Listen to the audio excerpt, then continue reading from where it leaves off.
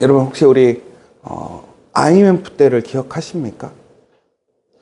IMF 때가 상당히 우리에게는 지금 큰 변화를 일으켰던 시점이었죠. 근데 여러분 그 당시에 여러분 그때 상황이 몸으로 느껴짐을 기억하십니까? 그때 지금까지 저희가 생각했던 어떤 평생 직장, 또 우리 나라가 결코 이제 계속 성장세에서 우리는 결코 이제 떨어질 일이 없고 더욱더 잘 될 일만 있을 것이다, 이런 생각을 하고 있었던 사람들에게 그것도 바로 하루아침에 아주 날벼락과 같이 나라가 부도가 났다라는 뉴스를 통해서 사람들은 그 IMF를 경험하게 되었습니다. 더욱 놀라운 것은 그 IMF가 왔을 때에 정말로 그것에 어떠한 일들의 징후들이 있었음에도 불구하고 그것을 아는 사람들은 매우 소수의 사람들이었습니다. 그래서 대부분의 사람들은 결코 IMF라는 것 자체 그 말도 몰랐을 뿐더러 우리의 상황이 그렇게 한순간에 나락으로 떨어질 수 있을 거라고 생각을 못했던 것이죠. 특별히 이것이 한 가정의 어떤 개인의 어떤 그런 상황이라면 이해가 되지만, 우리가 흔히 얘기해서 한 나라잖아요. 나라라는 것은 상당한 오랜 기간 시스템을 갖추고 있는 것이고 그 모든 것에 대한 안정장치를 준비해 놓고 있습니다. 그러니까 우리가 뭐 지금 흔히 얘기해서 나라가 위기다 얘기하지만 예전처럼 IMF처럼 한 번에 무너지지는 않을 거란 말이죠. 대부분의 전문가들이 얘기하는 건 뭐냐면 요즘의 위기는 서서히 무너질 거라는 거예요. 그리고 상당히 오랫동안 장기적인 침체에 빠질 것이다. 그래서 일본이 얘기하는 예전에 잃어버린 뭐 20년, 30년 이런 얘기를 지금 우리 한국도 그렇게 경험하게 될 거다. 그런데 누군가가 이렇게 얘기하는 사람은 없단 말이에요. 내일 당장 IMF가 터질 겁니다. 왜 그러냐면 우리는 과거의 어떠한 그런 경험에 의해서 그것들의 시스템을 더 보완해 놨고 또 그러한 부분들을 투명하게 알 수 있게 해놨다라는 거예요. 그런데 한번 생각해 보세요. 그 시대에는 그런 시스템이 없었을까요? 그 시대에는 그런 준비함이 없었을까요? 그 시대에 있었다라는 거죠. 시스템도 있었고 준비함도 있었다라는 거예요. 그런데 문제는 뭐냐면 그때 그렇게 한순간에 망할 줄은 아무도 몰랐다라는 거예요. 여러분, 왜 악한 사람들이 악한 일에 동조하고 그렇게 열심으로 그 불의한 일을 열심으로 동역하고 살아가게 될까요? 우리가 계속해서 이번 주에 얘기하는 이야기는 그거란 말이에요. 결코 안 망할 줄 알았다라는 거죠. 여러분, 이번 한 주간 특별히 어제까지도 여러분 정말로 우리의 삶의 살아감의 목적을 하나님께 두고 있는가? 내가 그리고 하나님의 일을 존귀하게 여기고 또 무엇보다 하나님의 말씀이 나의 구원이 되고 생명이 된다는 사실에 여러분 동의하시고 더 나아가서는 확신이 있느냐라는 거예요. 요즘 사람들이 제일 안타까워하는 게, 여러분들 혹시 비트코인 하십니까? 저도 비트코인을 안 하거든요. 비트코인을 할 수 있는 지금 여력도 안 되고 요즘 보니까 막 1억 3천만 원, 4천만 원까지 갔더라고요. 그런데 얼마 전만 해도 한 7천만 원, 6천만 원 선에서 비트코인 또 망한다. 그런데 지금 2배가 올랐어요. 그 얘기를 들자면 예전에 제가 이게 94년도 이전에 이 비트코인이 개발되어 가지고 처음에 이것이 사람들에게 알려졌을 때는 그때는 이것이 몇 센트에 불과했단 말이에요. 속된 얘기로 1,000원 미만에 몇백 원 이럴 때가 있었단 말이에요. 여러분, 그런데 그때 샀던 사람들이 7천만 원이 됐을 때 거부가 되었거든요. 그러면서 우리가 뭐라고 생각했냐면, 야, 그때 샀었어야 되는데, 그런데 놀랍게도 그것이 한 30년 걸려서 한 몇백 원짜리가 7천만 원 정도까지 올라간 거예요. 그런데 놀랍게도 지금 몇 달 사이에 7천만 원에서 1억 4천만 원. 그러니까 30년의 투자의 결과를 얻을 수 있는 거를 지금 어떻게 돼요? 서너 달 만에 얻을 수 있었던 거예요. 그러니까 여러분, 내가 만약에 진짜 돈이 많았었으면 지금 한 몇 달 전에 비트코인을 샀었으면 지금까지 내가 후회하고 그렇게 안타까워했던 일을 한순간에 다 많이 할 수 있었던 거예요. 그런데 여러분, 이처럼 놀랍게 비트코인이 계속 성장하고 돈을 잘 버는데 왜 사람들이 빚내가지고 더 올인해가지고 비트코인에, 왜 흔한 얘기해서 우리가 영끌이라고 하잖아요. 다 쏟아붓지 않죠? 우리 교회도 지금 당장 야, 그 7천만 원어치만 샀었어도 얼마가 되는 거예요? 2배가 되면, 여러분 10개만 사면 7억인데 그 7억을 갖고 있었으면 지금 14억, 7억이 생기는 거 얼마나 대단한 일이에요. 그런데 대부분의 많은 사람들은 그것에 투자를 하지 않습니다. 뭐 나중에 그것이 뭐 미국에서 암호화폐를 이용한 달러 화폐를 만들기 위한 사전 작업이다. 뭐 그래서 뭐 여러 가지 방법들이 있어서 그렇게 뭐 망하지는 않을 거다. 뭐 이런 얘기들이 있긴 하지만, 그런데 왜 사람들이 거기에 투자를 안 하는 이유는 결정적으로 뭐냐면 그 비트코인은 한순간에 날아갈 수 있다는 불안 요소가 있기 때문에 그래요. 그러니까 여러분, 그게 이렇게 불안이고 어려울 때 가장 사람들이 돈과 관심이 쏠리는 게 어디냐면 안전자산이잖아요. 그럼 안전자산이라는 건 결국은 뭐냐면 금, 혹은 뭐 우리가 흔히 얘기해서 땅, 뭐 이런 거에 사람들은 관심을 가지고, 왜 그렇죠? 수익률이 되게 낮아요. 뭐 2% 미만 이렇게 되기도 한대요. 그럼에도 불구하고 왜 그걸 사냐면 그거는 안 없어질 거라고 생각하는 거예요. 안 무너질 거라고 생각하는 거예요. 그러니까 우리나라가 이렇게 부동산에 어떤 광풍이 부는 이유가, 우리가 아시겠지만 그 IMF 때 부동산이라는 것이 많은 빌딩이나 이런 것들이 무너져서 싼 값에 매물로 나오긴 했지만 그것들이 지금 보면 그때 가격보다 2배, 3배 이상 올라 있거든요. 금값도 마찬가지죠. 그러니까 우리가 생각하는, 절대로 이것은 가치가 변함이 없이 꾸준하게 그 가치와 그것에 대한 유익이 생길 거야 라는 것에는 어떠한 시기와 상황에 상관없이 그것들은 꾸준하게 지속성이 있고, 무엇인가 큰 유익을 얻을 수 있지만 불완전한 것에 대해는 아주 소수의 사람만이 그것에 대해서 투자를 하거나 그것을 관심을 갖게 되는 거예요. 그래서 그 사람들이 큰 일확천금처럼 그러한 일들을 얻는 것이죠. 왜? 모든 사람들이 다 그렇게 투자해버린다면 그것이 그러한 유익을 못 얻겠죠. 그러니까 결론은 이거예요. 무엇인가 이것이 결코 안전하지 않다. 그러면 사람들은 들어가지 않는다라는 거죠. 그러니까 이것은 단순히 어떠한 경제적인 얘기만 하는 게 아니에요. 우리의 삶의 목적도 마찬가지고 삶의 방식도 마찬가지고 우리가 믿는 종교, 신앙도 마찬가지라는 거예요.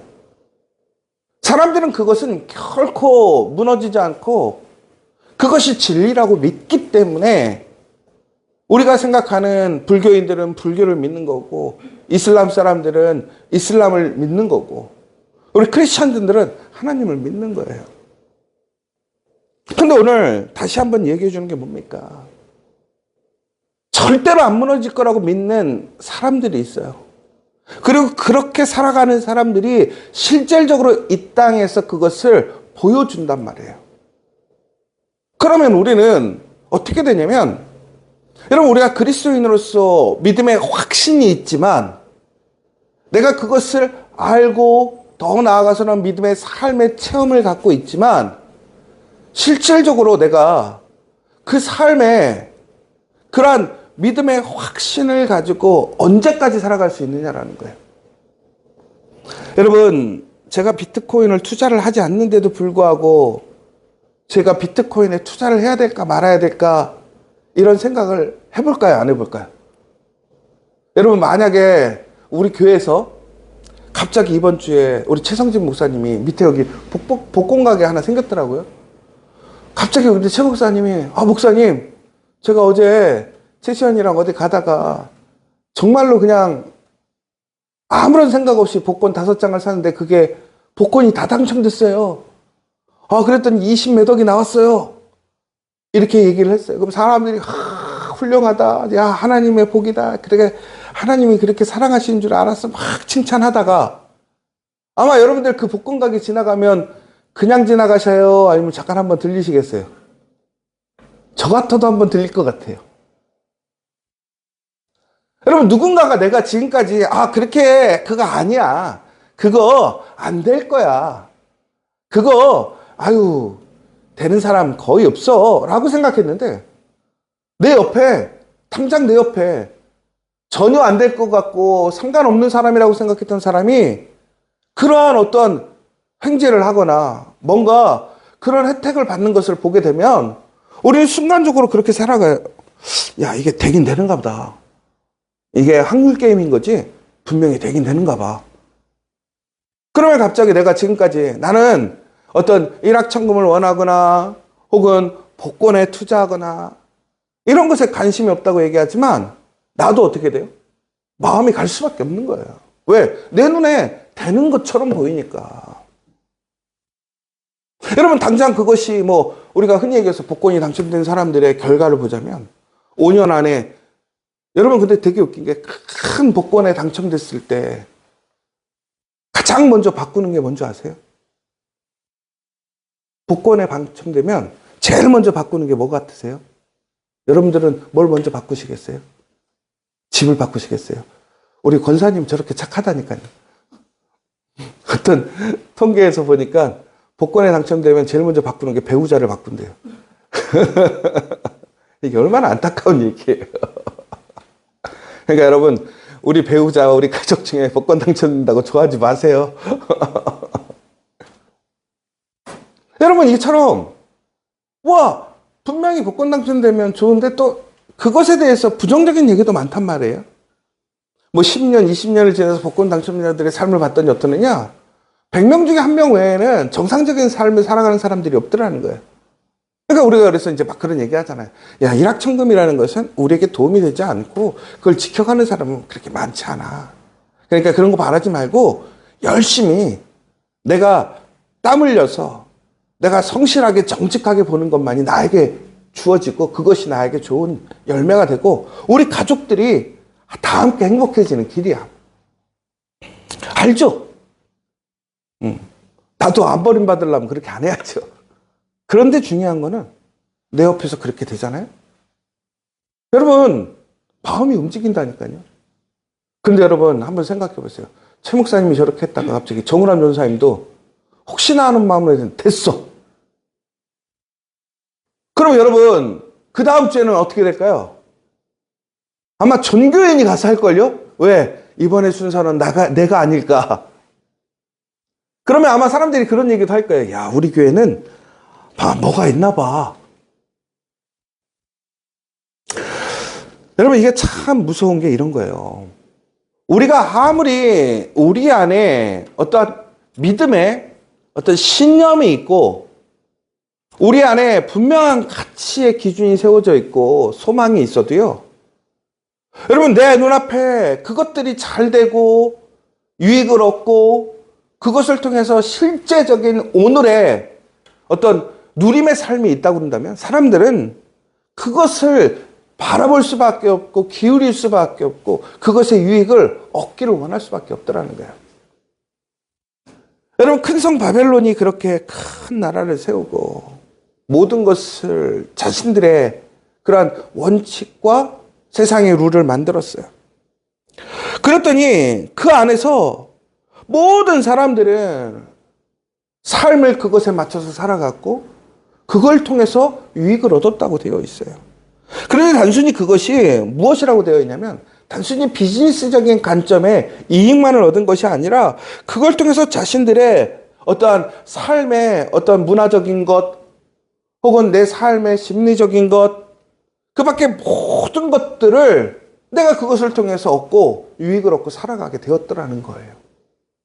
그러면 그 사람에게 지금 중요한 것은 내 신앙보다는 내가 실질적으로 그곳에서 살아갈 수밖에 없고 얻을 수가 있는 것들에 관심이 쏟아지고 그 방식들을 인정할 수밖에 없더라는 거예요. 그러면 내가 생각하는 그러한 신념과 믿음은 하나의 종교밖에 되지 않는 거죠. 이상적인 어떤 도덕적인 윤리적인 것을 넘어가는 그 수준에서 그냥 적당하게 그것은 나의 정신적 함양이나 혹은 내 심리적인 안정을 위해서 추구하는 그러한 종교활동밖에 되지 않는다는 거예요. 여러분, 요즘 그런데 우리들이 그렇게 살고 있지 않냐라는 거예요. 그런데 오늘 이것이 어떻게 됐냐면 그 큰 성 바벨론이 단 하루 만에 무너졌다라는 거예요. 단 하루 만에. 내 삶의 모든 전부를 쏟아부었고 세상의 운영의 방식들이 그것을 통해서 운영되고 나에게 모든 것들이 공급되어지는 그 시스템이 단 하루 만에 멈추고 단 하루 만에 무너지고 없어져 버렸다는 거예요. 여러분, 그것을 의지하고 그것에 올인하고 오직 그것만을 통해 살아갈 수 있는 사람이 만약에 그 시스템이 무너지고 그 나라가 무너졌다면 그들에게는 그날은 무슨 날입니까? 사망의 날 아닙니까? 그런데 그 일이 이루어졌다는 거예요. 여러분, 아무리 세상에 견고하고 무너지지 않을 것 같고 안정적인 시스템이 발견되어 있어도 그것은 하루아침에 무너질 수 있더라는 거예요. 왜? 그것은 진리가 아니기 때문에. 무너지지 않는 것은 뭐냐? 오직 하나님의 말씀밖에 없다는 거예요. 하나님의 나라만이 무너지지 않는다라는 거예요. 여러분, 오늘 이 시간 우리는 다시 한번 분명히 기억해야 돼요. 내가 정말 예수 그리스도를 통해서 하나님을 통해서 우리가 구원을 얻었어요. 그런데 하나님께서는 그 구원을 통해서 그 하나님의 나라 안에서 우리는 하나님의 기쁨에 참여하고 우리의 삶을 기쁨으로 살아갈 수 있게 공급하시고 지켜주십니다. 그래서 하나님 나라 안에 있는 것은 결코 빼앗길 수가 없는 거예요. 그런데 우리는 하나님이 아닌 오늘 우리의 삶, 그 세상의 삶에 우리는 중심을 두고 포커스를 두고 살아가고 있지 않느냐라는 거죠. 여러분, 반드시 기억하셔야 돼요. 하나님 외에는 다른 것들은 결코 우리의 모든 보호막이 되거나 안전함이 되지 않더라는 거예요. 한순간에 무너질 수 있더라는 거예요. 그러면 나는 오늘 진심으로 무엇을 위해 살아야 되고 무엇을 위해 열심을 내야 되고 무엇을 바라고 살아야 될 것이냐. 우리들은 아직도 그럼에도 불구하고 세상의 권세와 또한 부유함을 소망하고 그것을 부러워하고 살아갑니다. 여러분, 여기서 부자 되는 거 싫어하는 사람이 어디 있어요? 여기서 정말 넉넉하게 풍요롭게 또 즐겁게 살아가는 거 원하지 않는 사람이 어디 있겠어요? 저는 우리 교인들이 다 그렇게 살았으면 좋겠어요. 그러나 중요한 것은 그것이 신기루와 같고 그저 한순간에 허물어져서 오히려 나를 망하게 하는 것임을 우리는 주의해야 한다는 거예요. 우리가 다시 한번 이 시간 철저하게 기억해야 될 것은 바로 그것을 우리가 의지하고 또한 그것을 믿고 살아가는 것은 순간적으로 무너짐을 통해서 나이가 그것 순간 단순히 그러한 곤고하고 어려움과 잃어버림의 문제가 아니라는 거예요. 중국에는 그것은 사망이고 심판의 대상이 되더라는 거예요. 여러분, 잃어버린 것도 힘들고 이제는 공급받지 못하는 것도 힘든데 그런데 영원한 심판의 대상이 되어버리더라는 거예요. 여러분, 오늘 우리는 근데 그것을 기뻐해야 한다는 거예요. 왜? 내가 지금 그러한 삶을 누리고 그 삶에 참여하고 살아가고 있지 못할지라도 오늘 우리는 하나님께서 반드시 하나님의 약속을 성취하시고 그 하나님의 상급을 그 믿음의 사람들에게 주심을 우리는 기억해야 한다는 거예요. 오히려 지금 우리가 누리지 못하는 것들이 공급받지 못하는 것들이 혹은 그것을 통해서 내가 기쁨을 내가 마음껏 누리지 못하는 것들이 전국에는 하나님의 나라, 하나님의 때에 우리는 그것을 보상받고 상급으로 받게 되어 있더라는 거예요. 누리게 된다라는 거예요. 그렇다면 여러분, 오늘 우리는 무엇에, 세상적인 얘기로 하자면 우리의 삶을 온전히 투자하고 그것을 목적으로 삼고 그것을 바라고 살아가야 하겠느냐라는 것이지요. 더 나아가서 하나님은 그 믿음의 길을 걸어가는 사람들에게는 반드시 하나님은 그들을 칭찬하시고 상급을 주시지만, 그렇지 않고 살아가는 사람들에게는 반드시 하나님은 그 죄의 길, 악인과 협력한 사람들에게는 그 모든 것을 심판하시겠다라는 거예요. 하루아침에 그 모든 것들을 사라지게 하고 무너지게 하시겠다라는 거예요. 오늘 여러분들 다시 한번, 오늘 우리가 그 믿음을 지켜가는 그 고비가 있어요. 우리에게 그 시험과 유혹이 되어지는 고비가 있어요. 여러분, 그러나 우리가 그것에 한눈 팔지 말고 우리는 탐대하게 그 믿음의 길을 걸어갈 수 있는 저 여러분 되시길 간절히 소망합니다. 제가 요즘에 그 박사학위 논문을 쓰느라고 요즘에 좀 정신이 없어요. 막 읽어야 될 것도 많고 또 준비해야 될 것도 많고 막 스트레스를 받아요. 근데 요즘에 제가 다시 저희 교회를 통해서 우리 교회의 13년의 그런 14년의 과정들을 통해서 지금 제가 박사 논문을 쓰고 있는데 깨달은 게 하나 있었어요. 야, 우리 교회가 참 좋은 교회네. 야, 우리 교회 같은 교회를 꿈꾸던 교회가 알고 봤더니요, 20년, 30년 전에 벌써 이미 이론적으로 나와 있었어요. 그래서 제가 많은 신학자들과 혹은 여러 선교학자들을 만날 때마다 사람들이 자꾸 우리 교회를 칭찬해 주는 거예요. 근데 저는 그때, 야, 우리가 열심히 하니까 무엇인가 조금 다른 부분에 있어서 그랬겠지, 이런 생각도 있었어요. 근데 보니까 사람들이 생각하는 어떠한 선교학적인, 더 나아가서는 정말로 온전한 복음의 중심을 세상 안에서 우리가 단순히 우리 교회에 머무르는 것이 아니라 복음을 가지고 세상으로 나아가서 그것을 온전히 구현하고 사람들과 소통하고 교제하고 만나서 공동체를 세우고 또한 그것을 확장해가는 일이 결코 쉬운 일이 아니었다는 거예요. 왜? 수많은 이론이 있지만 그것을 현실적으로 구현해내는 것은 쉽지 않은 일이니까. 그런데 거기서 한 가지 이런 예를 봤어요.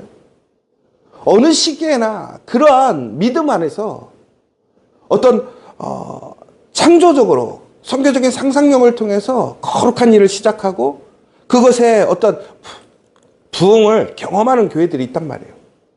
그런데 그 교회들이 어느 시점에서 더욱더 큰 은혜를 입고 더 큰 영향력을 발휘하는 것이 아니라 오히려 많은 교회들이 가다가 꺾이기도 하지만 어느 순간 그것을 이뤄놨다가 갑자기 그것이 다시 퇴보하는 시점을 보게 되거든요.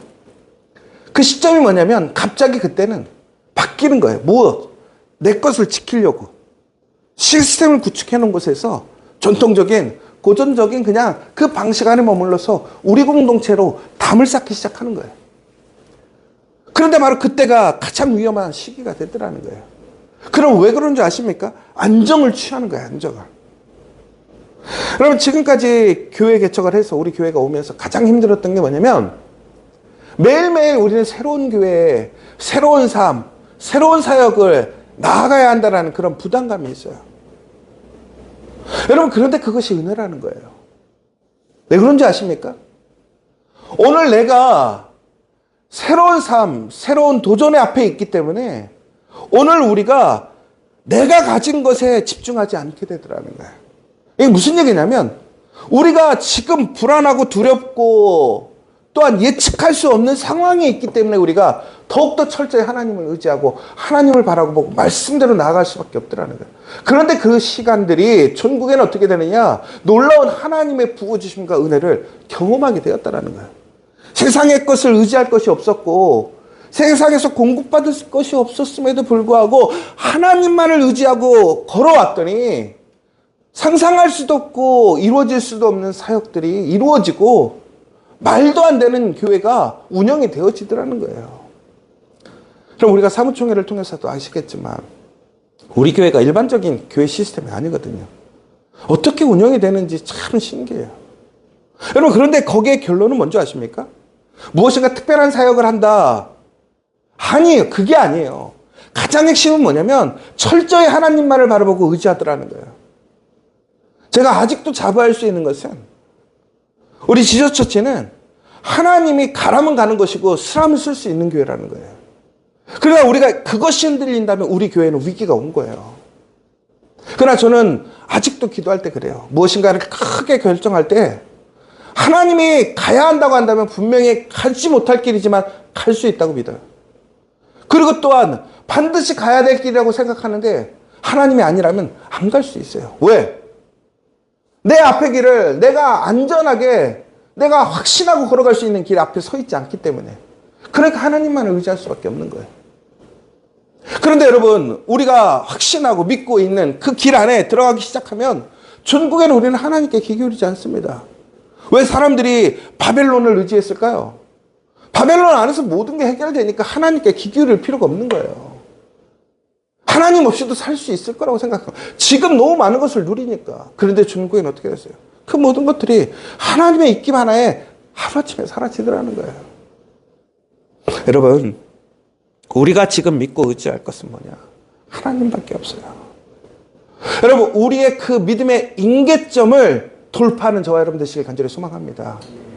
반드시 하나님께서는 그 약속을 성취하시는 거예요. 오늘 우리에게 그러한 혼란이 오고 갈등이 왔을 때 제가 옛날에 그런 얘기 했잖아요. 여러분, 지금까지 그 믿음을 지켜온 것이 아까워서라도 우리는 하나님만을 바라보고 걸어가야 합니다.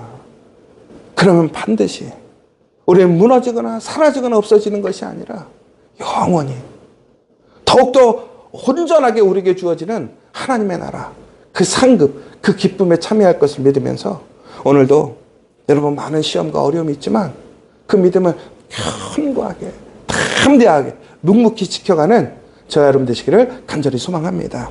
오늘 이 시간 함께 기도했으면 좋겠습니다. 여러분, 오늘 이 시간 우리 다시 한번 이 바벨론의 무너짐을 통해서 또한 그것을 통해서 정말 기쁨을 누리고 삶의 중심을 가지고 모든 삶의 운영의 원칙을 삼았던 그 사람들이 한순간에 무너졌던 것들을 기억하시기 바랍니다. 그들은 더 이상 그것을 누리지 못합니다. 그것들을 통해서 기쁨을 누리지 못합니다. 아무것도 공급받지 못합니다. 왜? 하나님께서 그것들을 다 무너지게 하셨으니까. 헛된 것을 쫓아가는 사람들이 되지 마십시오. 헛된 삶을 살아가는 사람들이 되지 마십시오. 헛되한 우리의 시간을 보내지 마십시오. 헛된 물질을 쏟아붓지 말라라는 거예요. 우리가 오직 힘써야 할 곳이 어디인가. 오늘 우리의 삶에 분별할 수 있도록 기도하시고, 두 번째는 오늘 그럼에도 우리가 믿음의 길을 걸어간다면 담대하게 흔들림 없이 세상의 그러한 유행과 잘됨에 귀 기울이는 것이고 바라보는 것이 아니라 오늘 내 옆에 그 믿음의 담대함을 가지고 묵묵히 그 길을 걸어가는 사람들을 바라보십시오. 작아 보이십니까? 아무런 영향력이 없어 보이십니까? 여러분, 그렇다고 우리 지저처치를 바라보십시오. 그렇게 연약하고 부족하고 말도 안 되는 상황 속에서 이곳에 올 수 있는 그 힘의 근원이 무엇인지, 능력의 원천이 무엇인지, 바로 그것은 예수 그리스도 하나님이십니다. 우리가 그것을 놓치지 않아야 한다는 거예요. 마지막으로 이제 우리 고백 예배가 25일 날이 있습니다. 여러분, 예수님이 이 땅에 오셨다는 것은 바로 이것을 우리가 사람들에게 알려야 되는 사명이 있고 그것을 누리는 은혜예요. 여러분, 정말 존귀한 우리 믿음의 가족들을 그날 초대해서 그 예수님을 알게 하시고 예수님의 은혜에 참여할 수 있도록 함께 작정하시고 기도해 주시기를 원하며, 마지막으로 우리 교인들 가운데 지금 육체적으로 병이 들어서 혹은 여러 가지 시험으로, 경제적인 어려움으로 갈등 가운데 있는 친구들이 있습니다. 사람들이 있습니다. 우리 교우들이 있습니다. 다시 한번 모두가 다 하나님의 은혜로, 하나님의 능력으로 회복되어지고 치료함을 받고 놀랍게 다시 일어서서 승리하는 모습을 보여주게 해달라고 이 시간 우리 함께 기도하고 주기도문으로 예배를 마치도록 하겠습니다. 하늘에 계신 우리 아버지, 아버지의 이름을 거룩하게 하시며 아버지의 나라가 오게 하시며 아버지의 뜻이 하늘에서와 같이 땅에서도 이루어지게 하소서. 오늘 우리에게 일용할 양식을 주시고 우리가 우리에게 잘못한 사람을 용서해 준 것 같이 우리 죄를 용서해 주시고 우리를 시험에 빠지지 않게 하시고 악에서 구하소서. 나라와 권능과 영광이 영원히 아버지의 것입니다. 아멘.